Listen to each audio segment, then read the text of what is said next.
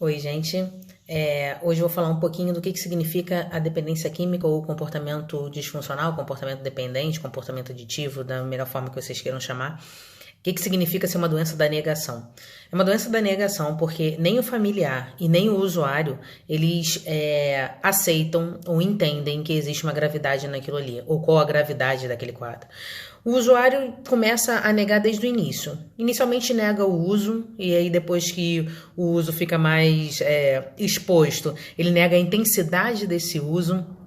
Usei uma vez só, foi só uma vez, não foi tanto assim. Depois ele nega ter uma doença, quando percebe que usou mais do que falou que tinha usado. Nega ter uma doença. Depois ele nega, aí entende que tem uma doença, nega a gravidade da doença. Tem gente muito pior do que eu. Fulano faz assim, faz assado, e eu ainda não cheguei nesse estágio. Lembrando que essa é uma doença do ainda, se ainda não chegou, e se não se tratar, provavelmente vai chegar.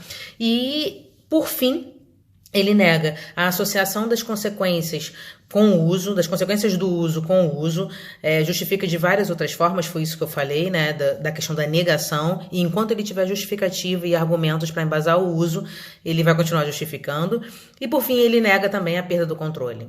Vocês já ouviram, por exemplo, frases do tipo, a hora que eu quiser eu paro. Então, isso significa ser uma doença da negação, e por isso é que é tão difícil levar, aceitar tratamento, não levar para o tratamento, porque ontem eu falei exatamente isso, que não é responsabilidade do familiar convencer o usuário a se tratar, mas sim a responsabilidade do familiar fazer com que ele se responsabilize pelas consequências do uso. Tá bom? Então, podem continuar mandando as dúvidas.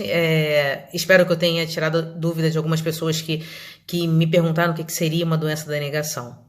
Vamos junto? Mude sua mente, mude você.